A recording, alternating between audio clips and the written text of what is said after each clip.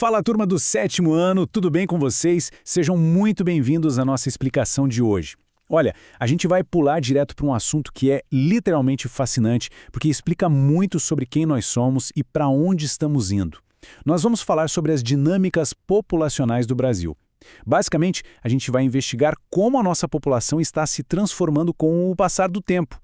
É incrível pensar que o Brasil de hoje não tem nada a ver com o Brasil de 50 anos atrás. E entender essas mudanças através dos dados é como montar um quebra-cabeça gigante da nossa própria história e, claro, do nosso futuro também. Bora lá?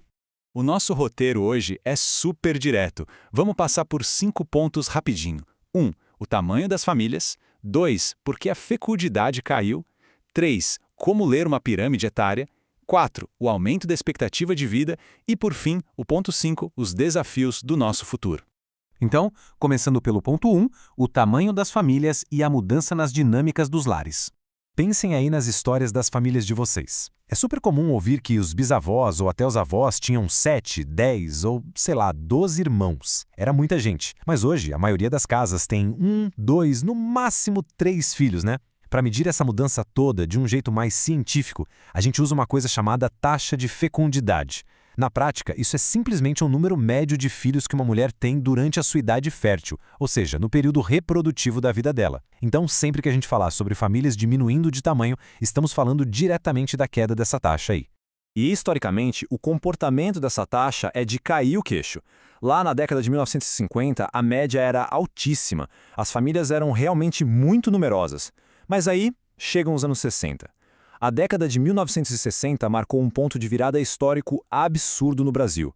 Foi bem aí que a taxa de fecundidade começou a despencar e bem rápido. Essa tendência de famílias menores seguiu firme e forte e hoje já está totalmente consolidada no nosso dia a dia. O que nos leva ao ponto 2. Por que a fecundidade caiu? Vamos entender as causas por trás disso.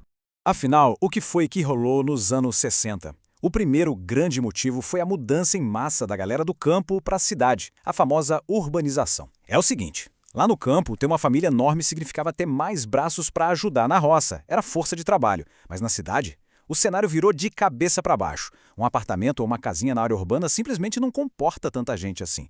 Sem falar que o custo de vida nas cidades é muito mais pesado, com aluguel, comida, transporte, escola, médico. Naturalmente, as famílias tiveram que colocar a mão na consciência e repensar o planejamento.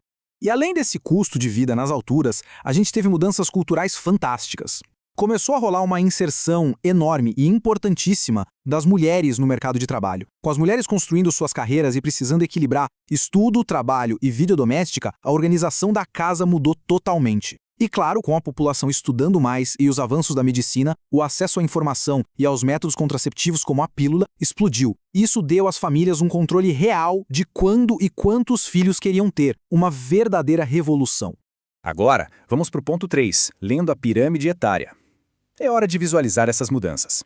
Para entender como o nascimento de menos gente mexe com a nossa população inteira, os cientistas usam uma ferramenta visual clássica, que se chama pirâmide etária. Basicamente, é um gráfico que divide a população por idade e por sexo. Ficam os homens de um lado, as mulheres do outro, os mais novos ficam lá embaixo, na base, e os mais velhos lá em cima, no topo. Só de bater o olho nesse gráfico, a gente já consegue sacar a identidade inteira de um país.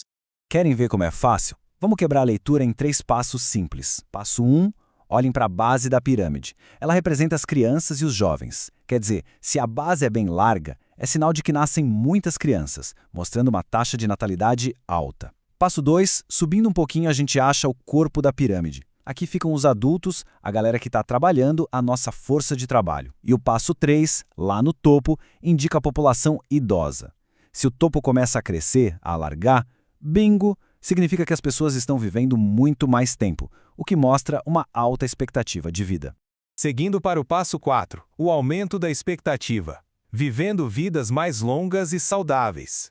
60 anos. Anotem aí, porque essa é a idade que a gente usa como marco inicial para considerar a população idosa nos estudos aqui no Brasil. E as pirâmides etárias brasileiras de hoje estão mostrando uma coisa maravilhosa. O topo está ficando cada vez mais gordinho, mais largo. A gente vê um crescimento incrível de brasileiros chegando aos 60, 70, 80 anos. Isso quer dizer que a nossa expectativa de vida deu um salto gigantesco nas últimas décadas. Mas, espera aí, como a gente conseguiu isso? Viver mais não caiu do céu num passe de mágica. Antigamente, chegar à velhice era quase ganhar na loteria. Hoje, é o resultado de melhorias pesadas na infraestrutura e na medicina. A gente está falando de vacinas, hospitais melhores e principalmente de saneamento básico. Água encanada e esgoto tratado salvam vidas.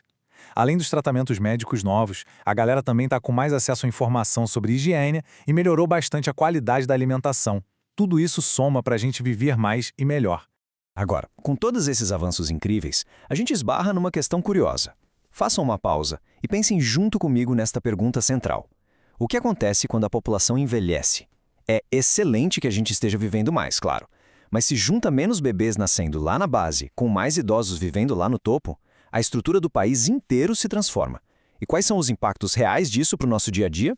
É aí que a gente entra no nosso quinto e último ponto, os desafios do futuro, preparando o país para uma sociedade em envelhecimento.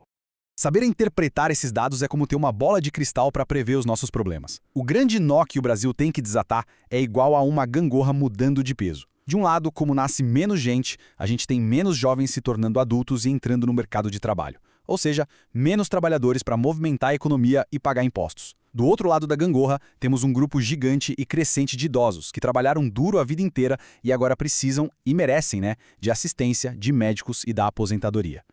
Na vida real, uma população mais velha exige muito mais na estrutura do país. Pensem bem, a gente vai precisar de postos de saúde e hospitais mega preparados para cuidar dos mais velhos. A gente precisa de um sistema de previdência social super robusto, porque o governo tem que arrecadar grana suficiente com quem está trabalhando hoje para poder pagar a aposentadoria de quem já contribuiu e agora precisa descansar. É um verdadeiro quebra-cabeça financeiro para a nossa sociedade resolver.